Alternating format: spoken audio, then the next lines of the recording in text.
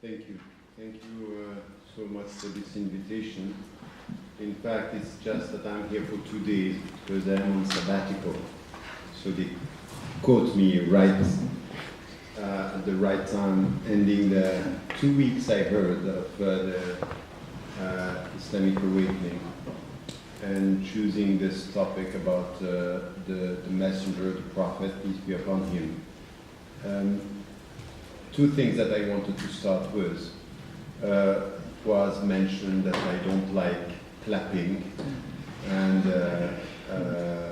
it's a special fatwa that I have, which is fatwa is a legal opinion, but it has nothing to do with a legal opinion.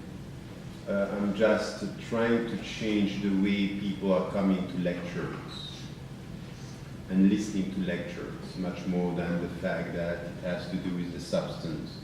And the way I put it is, when you are reading a book and you like the ideas that you have in the book, you don't start clapping. You just think about what you heard. And I think that in lectures, we should do exactly the same. Being less emotional in the way we listen and more meditating on what we listen to. So if you like what you hear, do as if you were reading a book and you think about it. If now you clap when you read, it has to do with psychology. That's something else. I let you do what you want. The second thing is, as we are talking about the very important and central figure in Islam, who is the messenger, peace be upon him, and I think it's important to get it right. Why these days we are coming back and trying to get a better understanding. It's something which is a very old Islamic tradition. There is no Islamic teaching without discussing, coming back to the set of texts that we have, which are the second set of texts, which is called a Sunnah, which is the reference based on what the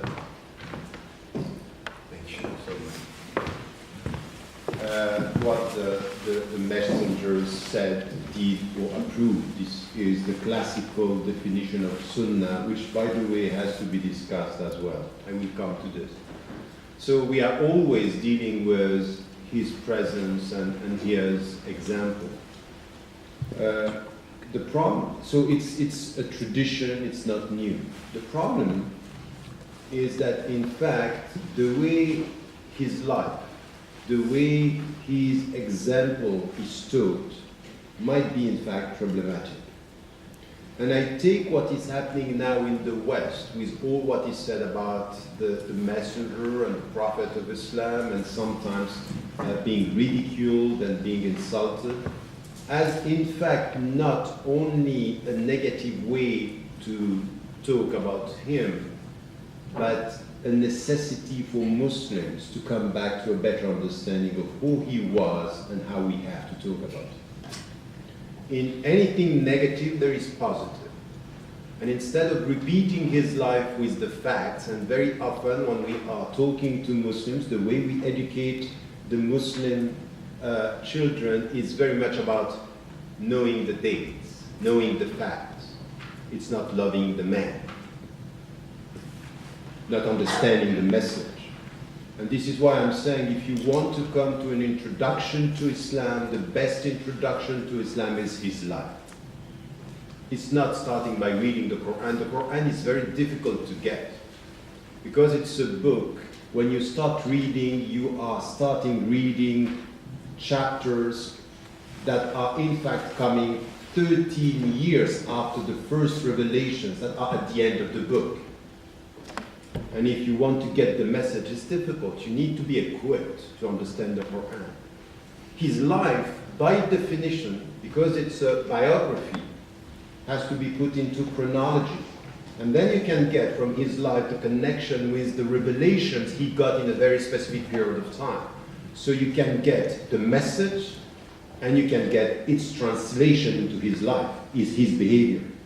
And then you get a better understanding of what the message meant or means, if and only if you come to the meanings and not only to the facts. It's not a life of battles, it's a life of applied ethics, values, principles, behavior.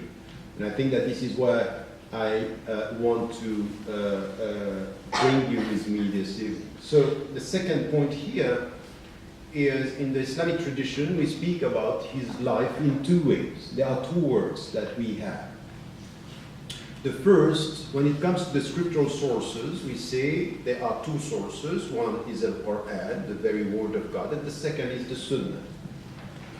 In the legal tradition, the Sunnah was reduced to what I said before, what the Prophet, peace be upon him, said, did, or approved. And in fact, the Sunnah was reduced to this by the fuqaha, the jurists. But at the beginning, the Sunnah was wider than that. The Sunnah was the way he was dealing with the surrounding context. And the first scholars, and one of the first, the reference, Malik, Anas, when he was talking about the Sunnah, was not talking about only the rules that are extracted from his life, but the way of life he had in a specific context. To the point that he was in fact involving himself in the Sunnah by saying, Al-amru indana, meaning the way I see the thing is in the context. So he was putting himself into the Sunnah, something which is wider than only rules. So if we take the Sunnah as only the rules that are extracted from his life, we are reducing the thing. And we need to get this. It's you keep the meaning of things if you put rules within the life of the messenger, but not extracting the rules without understanding them within a life, a way of living, a way of life. And I think that this is the first disconnect that we find in our tradition, is to reduce his life when it comes to the sources to rules and not to rules within a way of dealing with the context, with humanity, with himself, for example. So this is one. The second word that we have in Arabic is a seerah, and a seerah is known as being the biography. So it's biography. And biography in itself, it's not, these are not books from which we take rules. We just get his life and we understand the way he, in fact, dealt with the revelation over the 23 years of its revelation. So we take from the Sunnah the rules, and we take from the seerah the meaning and the history. And I think that we have to reconcile the two. We have to put much more seerah in the Sunnah and take much more Sunnah as rules and principles within the way we deal with the seerah. And I think that this is an important dimension in anything which has to do with Islamic scholarship. Because you have people who are experts in dates and facts and superficial in meaning. If you understand what I mean here, it's essential in our categorization of knowledge. So this is why when we have people coming to us now who are people of other faiths, Hindu, Buddhist, Jews, Christians, atheists, agnostics, and they are challenging the man through some of the facts and some of their understanding of Islam, it's important to come back to this comprehensive understanding, the deep understanding of his life. So we need to go through a reconciliation with his central position within Islam.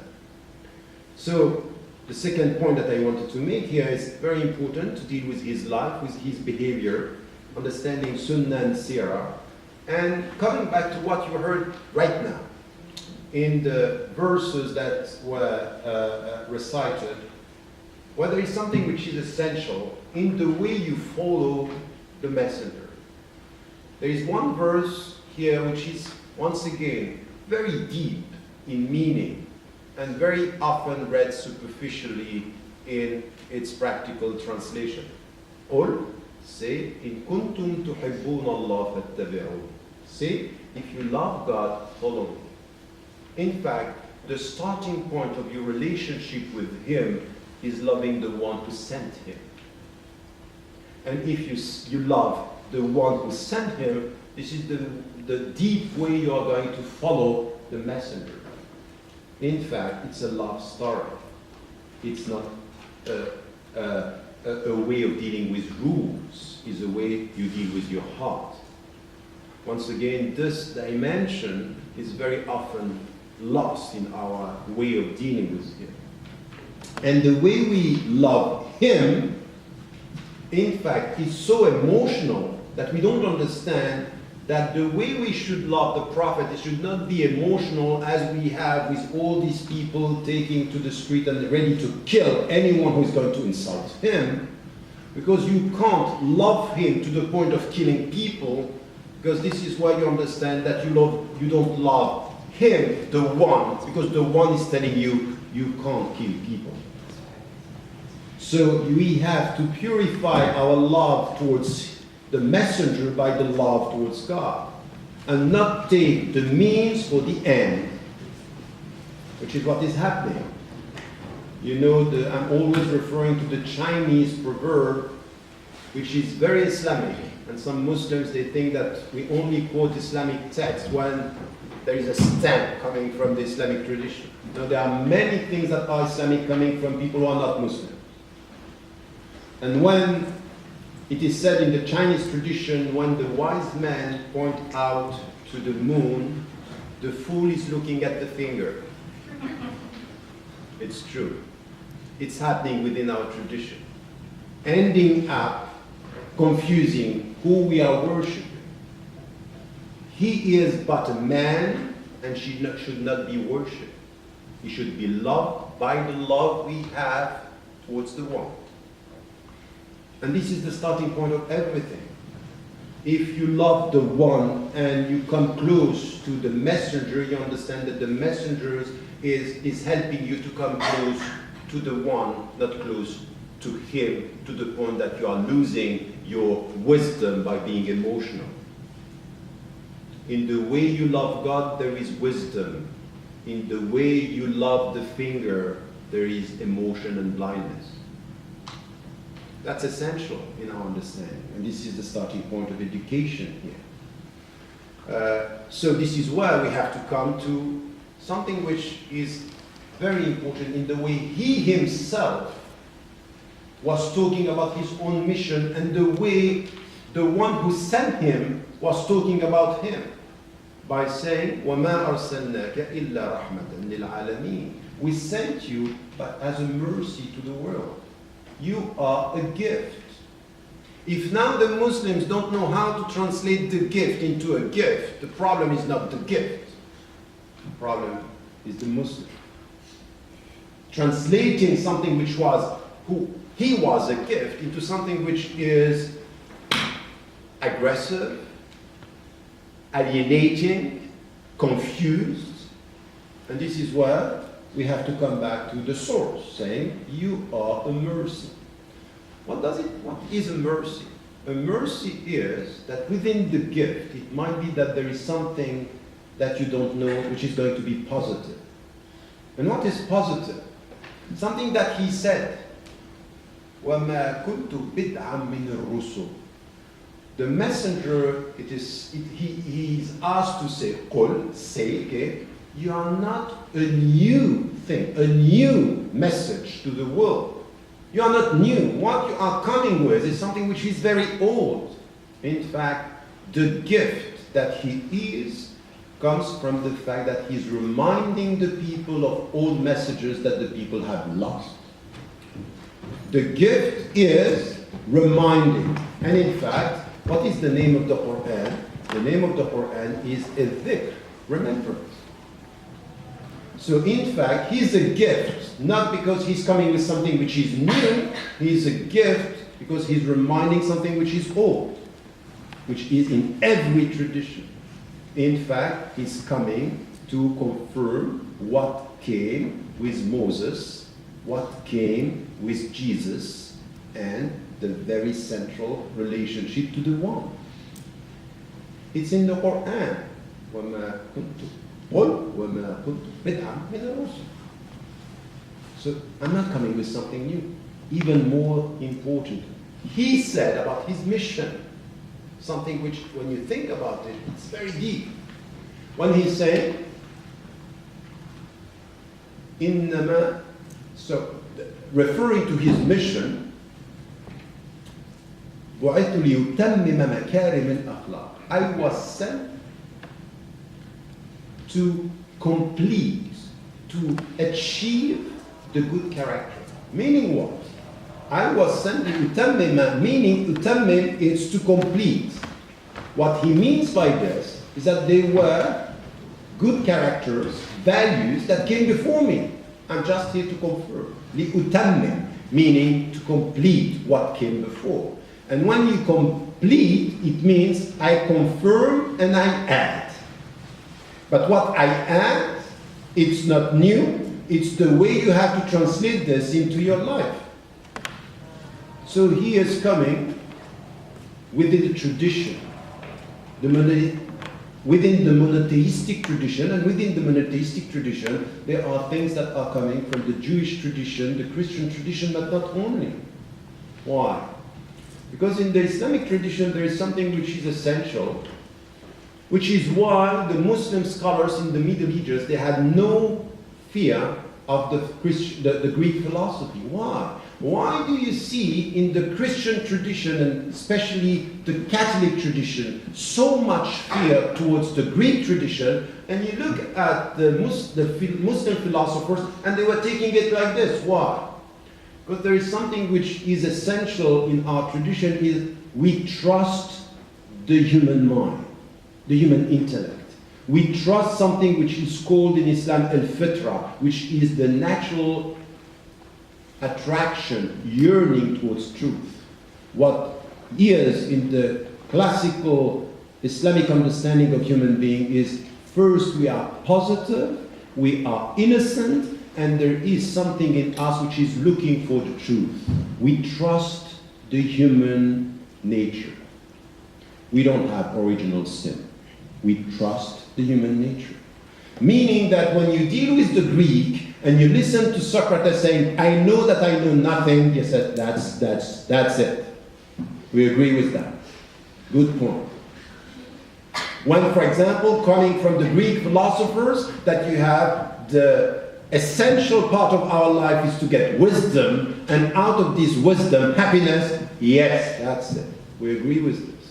Nothing wrong with this. This is the universal, intimate message of humanity that God put in our hearts. No problem. So there is something in the way that he's putting, I'm coming to achieve the good character, saying, you will find in other traditions things that I confirm, nothing new. It's just a confirmation, if only you study. And in the light of what I'm saying right now, you understand why you have one verse talking to humanity and not only to the believers, saying, Ya ayyuhan nas, O you people, not Muslims, people, nas. It's Inna khalaqnakum min dhakarin wa untha. We created you out of men, male and male. وَجَعَلْنَاكُمْ شُعُوبًا وَقَبَائِلَ لِتَعَارَفُوا. And we made you tribes and nations in order for you to know each other. So in fact, diversity is God's will. And out of this diversity is mutual knowledge. And if you come to Arabic, لِتَعَارَفُوا means on equal footing.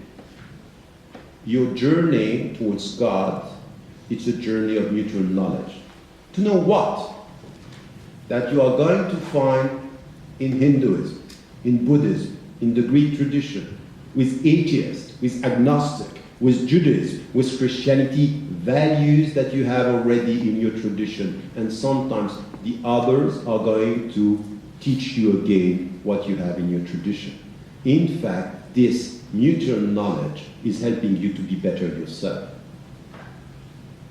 It's not to be alien, it's to come to the universal intimate message that we find in the creation of Bani Adam, human beings.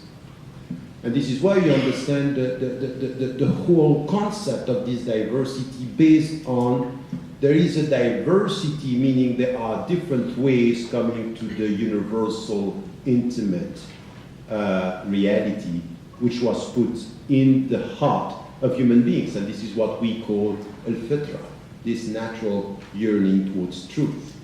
For us, this natural yearning is coming back to God, but other traditions were different ways. And this is why Islam came for the Muslims, our understanding as Muslims. He was sent to come to say, there is this natural yearning, but the answer is the one. La ilaha illallah, which is the tawhid, the oneness of God. What I'm saying here is that when we come to his life, we need to have this background. We need to have all this, not only to come to the life of a man, but a life of a man with it a concept of life, with it a concept of death, with it the meaning of life. Not only his life, but the life and the history of humanity, and the diversity within humanity. So this is why you understand that what he's saying when he comes and he says, my mission is just to confirm, is just to remind you of things that are in you that you are forgetting. You know why? Because as human being, in Arabic, there is a reference to el-insan, and the roots of el-insan is connected to nisyan. We are by definition people who forget. So we need remembrance. And he came as somebody who is remembering us of this universal message. Now, if you come with this, you get a better understanding of how we have to deal with his life, not only through facts, but understanding what he came with and what are the values and what are the principles. So I'm not going to come with a chronology. What I'm going to do right now is just to take some topics and themes that I think are important for us to understand better the way he was and what he wrote and what he reminded us of. The first thing which I think it's important is referring again to these two hadith, the prophetic traditions that I was referring, when he's saying, I was sent to confirm. So there are two messages in this very simple quotation. The first is, as I said, he's confirming. The second is he's saying, in fact, I came to remind you that there is one God. But I came to remind you that believing in one God should be visible. It should be visible through your behavior. In fact, لِأُتَمِّمَ مَكَارِمِ الْأَخْلَاقِ, meaning I came to remind you that good life is based on virtues, good behavior. Which is something that we find in the Quran, which is الَّذِينَ آمَنُوا وَعَمِلُوا الصَّالِحَاتِ, those who believe and do good deeds. In fact, faith in Islam should be visible. Visible through what?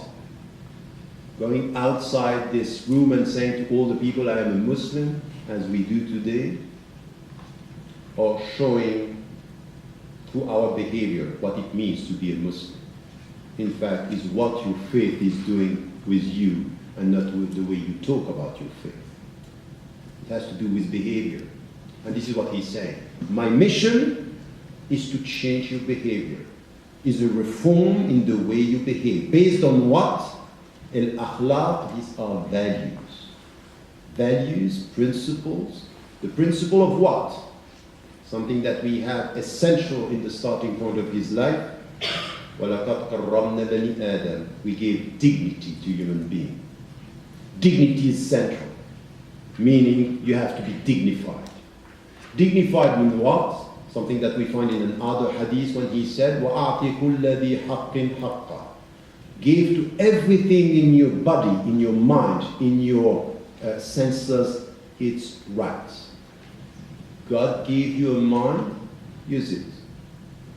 God gave you a body, respect it. God gave you a heart, listen to it. God gave you something, you have to give it. This is why you find in the Quran, وَمِمَّا رَزَقْنَاهُمْ يُنْفِقُونَ. Those who, when they are with God, they use all the qualities that they have to give them to people. Very often the Muslims are understanding وَمِمَّا رَزَقْنَاهُمْ means material. It's money. No. Qualities, time, smile. And this is why you find in the hadith, a smile in the face of your brother or your sister is a sadaqah, is something which is like a prayer. It's coming close to God. Give from what you have. You have smiles, give your smile. This is the way he was saying and talking about his own mission. I came to remind the people of these very simple things that are essential to change your life and to change your society. This is one. It's based on values and it's based on behavior. If you come to this, and you come now to what was philosophy at the beginning of philosophy. If you come to some people, like for example, without acknowledging that there is one God, like Socrates, or Plato, or Aristotle, it was something in the Greek tradition which was essential to define philosophy, loving wisdom. Loving wisdom meant, in fact, there should be a consistency between your values and the way you behave. It's not the analogical philosophy that we have today. It was a philosophy based on the two dimensions. And you find this in the Jewish tradition, in the Christian tradition. This is the starting point of everything. How do you call it today?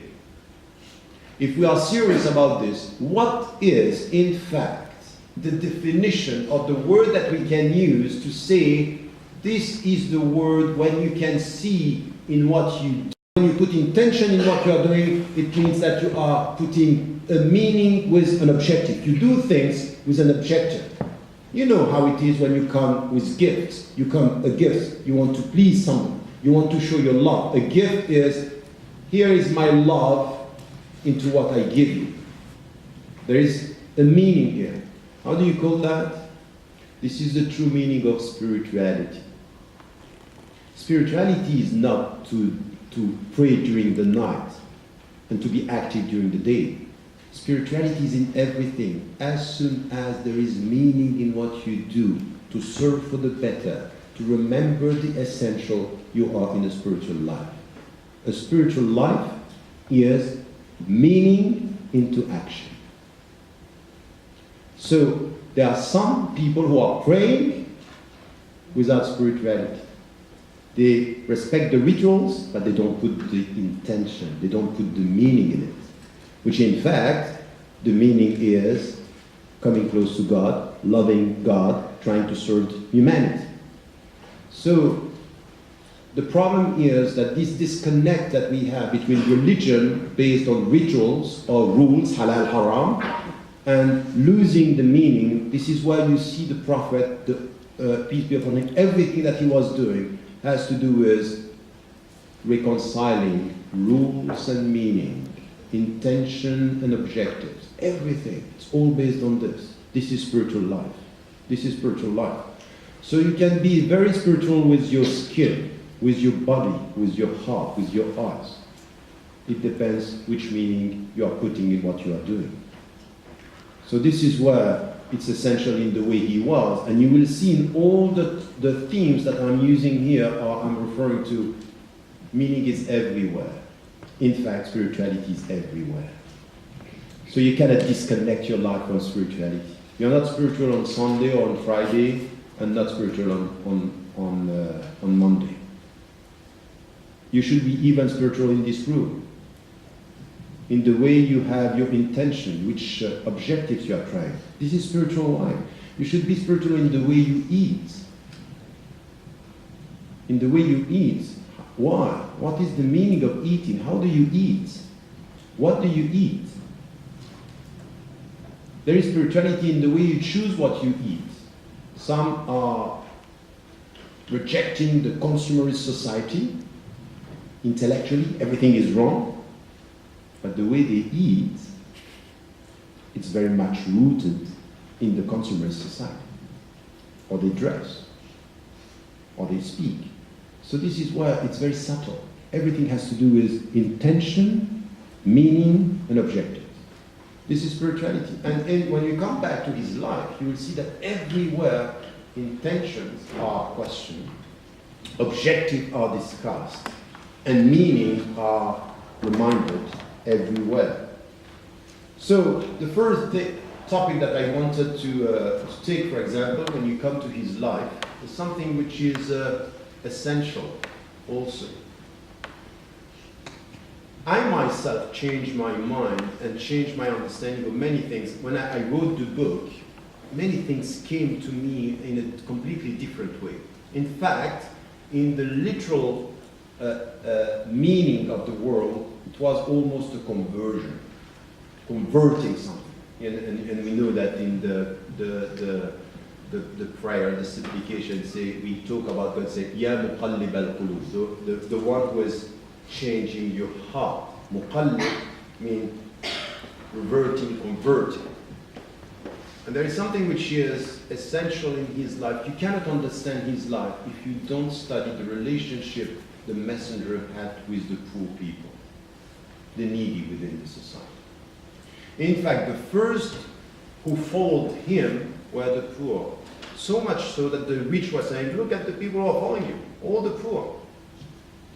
But it's very interesting because all the prophets and the messengers were followed by the poor. All of them. You know why? Because the rich are dealing with power. The poor are dealing with change. They are really ready to listen to something which is, we need change. There is something wrong in the whole system. When you have power, the status quo is always better. But when it's challenged, and then you come with questioning, it's important. By the way, what I am saying is very close to the Marxist theory. But in fact, the Marxist theory was taken by other theories before, which is a sense of history. The oppressed change history much more than the oppressor. The poor much more than the rich. And then you see something which is essential. It was not using the poor everywhere in his life. By being connected to the poor, you are connected to the meaning of life. Because you are dealing with people who are rejected or marginalized or rejected within the society, and what he was saying is not to serve them, is to love them.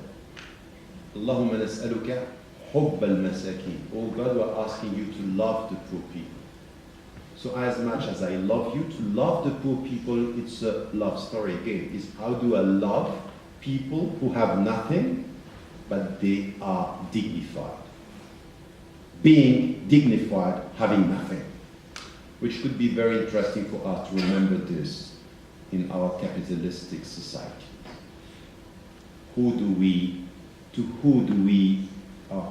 we acknowledge the value of people? So this is something that we find around the mosque of the prophets in Medina. The poor were here always. And look at this. Impossible for you to go to pray God without going through meeting the poor. Seeing the poor.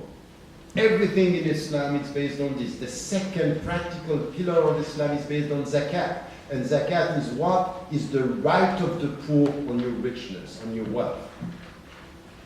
And if you fast 1 month during Ramadan, it's all to experience what the poor are experiencing, to come close to him and close to them. Because the best among you is the one who is serving humanity.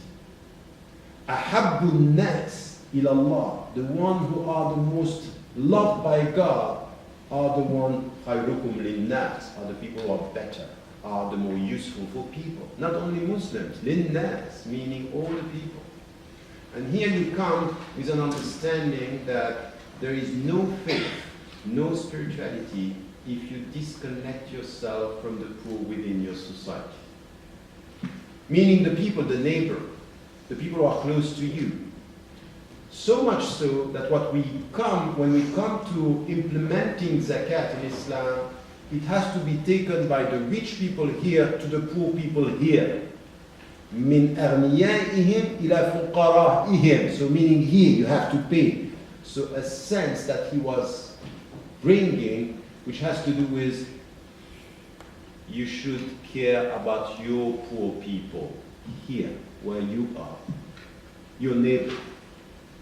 So if you look at this, there are 2 or 3 occurrences, but there is one which is very important in the Quran, where God is talking to the Prophet, telling him, you made a mistake. And this is why the scholars were saying, it shows that the Quran is not coming from him, it's coming from God telling to the Prophet, you made a mistake. When a poor old people came to you asking about the Quran, and you neglected him in order to talk to the powerful. Abasa wa tawalla. And God is telling him it's wrong. When the poor old is asking you about the meaning, you have to care about who he is and not what they have. That's the point. That's essential. This is spirituality. Because if you trust me, you don't rely on the people who have, you rely on respecting who they are, even if they have nothing. So this is the very powerful dimension that we find. And when I'm talking like this, I can talk to Christians, to Jews, to Hindus, to Buddhists. This message is universal. We understand what I mean by this. We understand that the true meaning of life is there. It's not in having, it's in being. It's to care about the poor. This is our dignity. If we are dignified, this is the way we are with the poor people, and this is the way he came back to remind us the way we should be. And this is connected to power. And this is something which is very important. When he said, look at this, because this is something that we don't talk about. You know, a wise man, by definition, should be a courageous man. I don't know, today the wise man is a silent man. Don't talk about politics.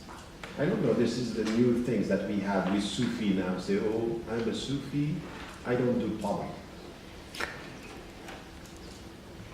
No politics is politics. And silence in front of dictators is politics. Of course it is. But he was not like this. He said, Afdalul jihad, the best resistance and reform, kalimatu haqqin aman sultan jahil. It's a word of truth in front of a tyrant. Meaning, if you serve the poor and you trust him, you are not scared of the powerful when they are dictators. You have to stand. And he was facing the powerful. The Quran is telling him, be careful. You can rely on them, but you should not lose your principles with them. And sometimes you have to stand up. And you have to be clear. And all the companions were saying, in all the battles, the first to be courageous and to come first was him. He was at the forefront. Not with the type of our courageous mystical brothers or Sufi that are distorting the very meaning of Sufis by saying we should not be ruled. And in fact, when he came, arriving in Medina, where in Medina, after 13 years of passive resistance, it was clear that something is going to happen. It was going to be, they want to destroy us, now we have to resist. We have to resist the oppressors. We have to resist. We need to be equipped. And he arrived, and the first thing that he said, settling in Medina, is Ifshu salam, spread peace. He said, look at this, Ataymu ta'am, the poor people, give to the poor people. Silul arham, be careful, keep your family ties, keep your families, keep this relationship. And then what he said, Sallu wa nasu niyah, pray while the people are sleeping. This is mysticism. This is take care of your heart. When all the people are sleeping, this is where you wake up and you pray. Meaning, far from them. He said this, settling in Medina, where the struggle is going to be very difficult because they want to kill you. So meaning your power, your spiritual power, is give meaning to your life, means resist the oppressors and serve the poor.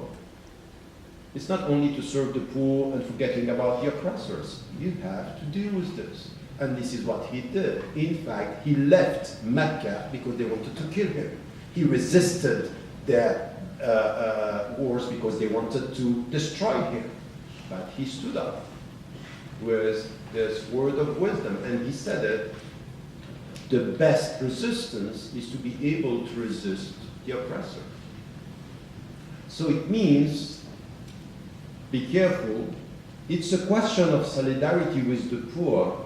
It's a question of justice with people. It's not only, the kind of showing charity and solidarity. No, it's a question of justice. Dignity has to do with rules. Dignity has to do with power. Challenge power and be able to do this. And if you listen to his life, he never disconnected wisdom from courage. And this is what we find in the Greek tradition. Courage is important. Jesus, exactly the same. Anyone who is telling me that Jesus had no political word doesn't know anything about Jesus. Jesus faced power by saying, you are corrupt. Moses, you are corrupt. Who said this also? And he was killed. Socrates, the big philosopher, he was considered as corrupting the youth. He was killed. But he faced power by saying, you are wrong. But he was a wise man. He was a philosopher. He was loving wisdom. But not being scared of power. So this is something that we find in his life. In the life of the Prophet is the way he was dealing with power, facing with courage, and something which is important. But there is also something which is important, is the way he was dealing with his own authority. And sometimes we have to remind Muslims today, if he was like this, how should we do, how should we be with some of our scholars and our authorities today? In Ghazwat Badr, in one of the battles, a companion came to him and he put he organized the camp in a way, and a companion came to him and said, I have a question. The way we are put, is it a revelation or is it your opinion? Look at this. Look at the follower coming to the leader and having the space to question his authority. Where does it come from? Is it coming from your opinion or is it a revelation? Meaning, if it's a revelation, I keep quiet because it's coming from God. But if it's coming from you, I might have another opinion. You might be wrong. I say, no, it's my opinion. I say, so it's wrong. We have to change the strategy. Anyone who is saying in Islam that we are confusing political power and religious power should come back to this story. There is a difference between following what is coming from God and discussing what is coming from humanity. When we deal with strategy, with a state, this is a human opinion. It's not a revelation. So this is where we should be free to discuss. He opened the space for people to question his human authority. Because he himself, in front of the divine, or before the divine, he was just Sami'na wa ata'na. I take it as it comes. But when it comes to the strategy, everything is over. To the point that in one of the battles, later in Uhud, he came with the people and discussed the issue about what could be our strategy. He was of the opinion, which at the end was the right one in strategic terms, to stay within Al-Madinah when the enemies were coming. But the young who were not there at the previous battle, they said, no, we have to go out. We have to go and we have to catch them over there. And the majority was to go outside. And he followed the majority against his own opinion. And they lost. And the Quran is coming after he lost, or they lost, telling him, you did the right thing. By saying, وَبِمَا رَحْمَةٍ مِّنَ اللَّهِ لِنْتَ لَهُمْ, meaning, you have been nice with them, you followed their opinion, you lost, but still you have to stick to the principles of listening to the people. There is no human authority that it's not based on discussion, disputation, conflict, decision process, and majority process. So this idea that there is no difference between the two authorities, it never happened in his life. And he said himself, you know better about the worldly affairs than me. So the way he was dealing with his own authority, when it comes from God, you and me, no word. But when it comes from me, you and me, we discuss. And this is what we find in the Quran. أَمْرُهُمْ شُورَى بَيْنَهُمْ. They discuss together about their situation. So all this discussion that there is no difference between authorities in Islam, it's wrong. In his life, if you follow his life, you understand he himself was making a difference when it came to the decision process. The other thing which is very important also in his life is something that was completely new for the people in the relationship to women. In the way he was dealing with women, in the way he was opening up within the society. This was, in Mecca, the patriarchal society. But from the beginning, what he got from the Quran and the way he was dealing in his own life, there are signs even before he was getting the relation with Khadija. Khadija was older than him, and she was, in fact, he was an employee with her. He was working with her and for her at the beginning. And everything that we had in his life is the way he was dealing when it was his wife was asking about him and saying, well, how has he, and you know something that we are always repeating, كَانَ خُلُقُهُ الْقُرْآنِ. So he was the embodiment of the Islamic values and the Islamic principles, that's fine. But she said something else. كَانَ فِي خِدْمَةِ أَهْلِ. At home he was serving his people, his wife and his children. So the way he was dealing with his wife during Ramadan, showing affection and listening, we have thousands of prophetic tradition coming from his wife, meaning that he was communicating, he was listening. Many situations where he came back to his wife in situation, and sometimes he took from his wife the right strategy when, for example, after Sulh al-Hudaybiyah, all the companions didn't want to follow him. So Salama told him what to do and he followed. He was listening, he was communicating, and he went as far as to accept sometimes things that were coming as to teaching, as to leadership with women that were in his life so important. So the way he was listening, the way he was teaching, they went to him and asking him, we want you to teach us, knowing that in the patriarchal society, everything is for men. And he decided that he was going to teach them. The woman who came to him to say, my father married me without asking me. I said, do you want to divorce?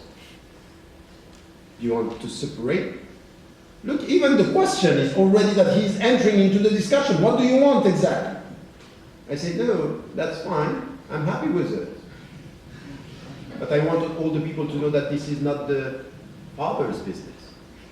This is what is in the hadith, that he entered into the discussion to help her to say, I'm happy, but it's not my father to decide for me. So when you come to this, and you understand the evolution from people killing their daughter to somebody coming with the message and giving this space to women within the mosque. His daughter entering into the mosque during the morning to pray. So there are many things that are very important in this story.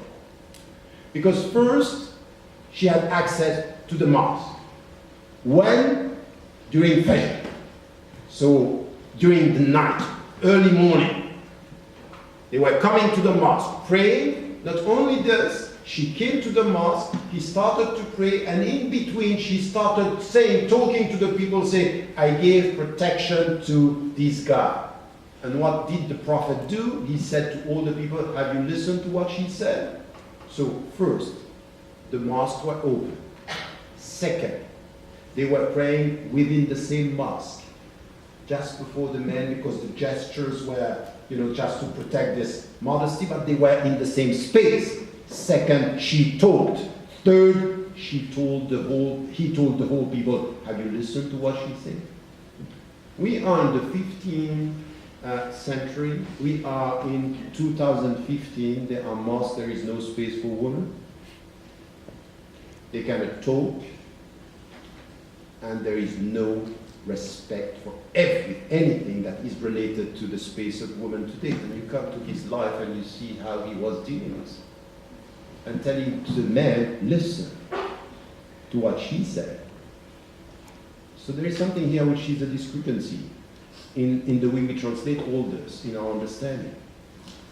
And quickly, do I still have, yes, I have to finish, huh? Okay, give me 5 minutes. Very quickly, there are other situations. So this is, for example, what I was talking about, poor people, power, his own authority, women. Something also which was very important that we have to deal with is the relationship with people of other faiths. If you go deep in this understanding, he was oppressed by the people, and these people who were oppressing him were people from his own blood, his own tribes, his own society. And he decided to send the people to a Christian ruler by saying, he is a just man. Listen to what is so important. You don't judge the people by their religion, you judge the people by their consistency with the values that they are preaching. He said this twice, when later he said about a very specific situation. When he was 12, he went, and this is, we are told in the tradition, this is where he met Abu Bakr as-Siddiq, his friend for life, that he was at 12 in the house of Jad'an, and they were having this pact that is known the Half al-Fudul, which in fact was an agreement among all the leaders contesting what was done by the tribes before. If you were not protected in the tribes in Mecca, you just can be lost because no one is protecting your rights. So this happened to a trader who came from Yemen, and he had no support, and people were in fact treating him unjustly. So Jad'an gathered all the leaders and said, we can't do this. We should go by justice. Anyone who is treated unjustly should find our protection beyond the fact that we belong or not to a tribe. The Prophet, peace be upon him, later when he was the Prophet and he got the revelation, said, I attended this meeting, and if I had to come back to the principle of this meeting, I will do. Meaning, justice is beyond only being a Muslim. Justice is justice wherever it comes from.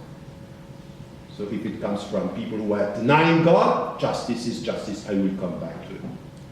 So say, he sent to a Christian ruler, and he said, the justice of people who were polytheists is still the justice I cherish, because it's justice.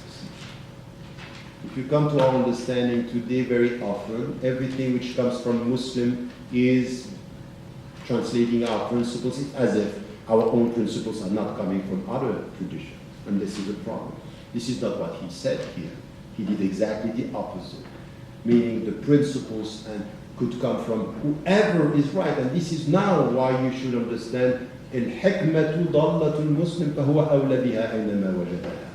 Wisdom is the lost property of the believer. He is the first to take it from wherever he or she finds it. Take it from whoever, as long as his wisdom, his justice, his value. You don't have the monopoly on principles. You have to share, you have to listen, you have to take, you have to be reminded by people. And this is something which is important. And when he was talking about other religions and when he was talking about justice. And it means for us, when we look at all this, that what we can get from his life are also things that are important, because in fact his life is helping us to deal with time. He came and transformed a society over 23 years. And there is two essential things that we find. The first is that he positioned himself as the last messenger, as the Quran is saying, but he was taking from the previous traditions. So it's acknowledging the fact that, yes, I think, yes, I believe I'm the last one, but I'm taking from all the others and respecting all the others. So there is a sense of respecting God's will of diversity because it helps us to be better ourselves. That's the first one.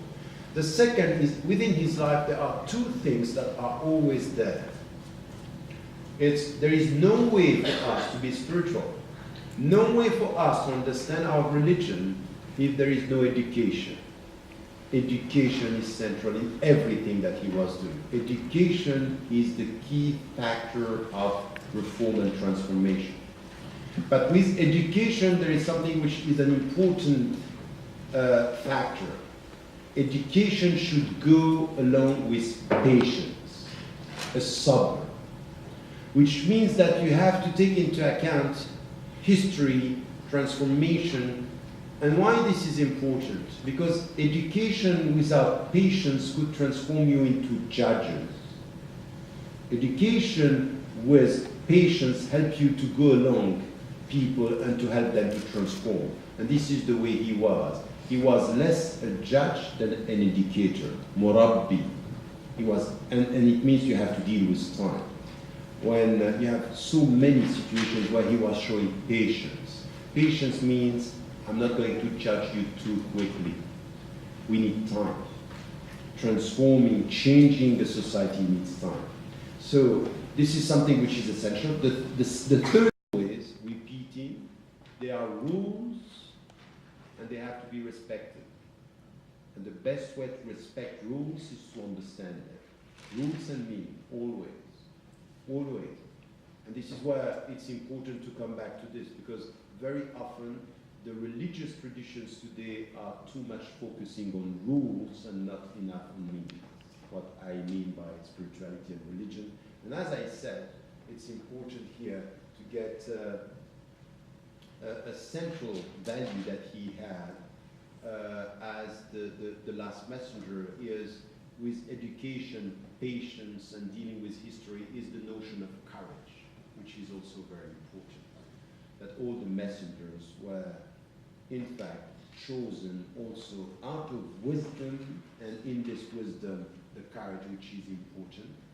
And I just did this with some of the topics. Now, if we follow in the footsteps of the Prophet and we want to get this, I didn't want to do this this evening, but all this, at one point, should be put into the chronology and helping us to connect his life with the facts, with the revelations that came at a very specific period of time. We need to read Revelation through chronology and his life with its evolution beyond the topics. But all these topics are helping us to get the substance, and then you can understand the evolution of things. And I would say that there is one thing that could be the final word here. It is said in the Quran many times that he was but a man, and this is our difference with the Christian or the Catholic tradition, and the great majority of the Christian traditions is that he's only a man. He was not the Son of God. But what is important in the fact that we understand that he's a man, what we need to do is to go deep in our study of the humanity of this human being. The humanity of the messenger, what is essential in the way he was dealing with his own humanity.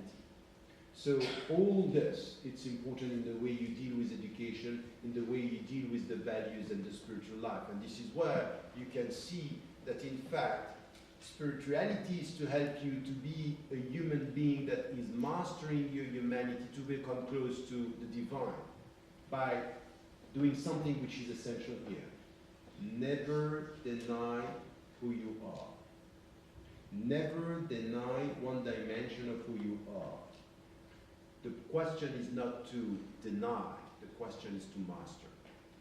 It's not to refuse who you are, it's to improve the way you are by mastering. And this is the spiritual education that we find in everything.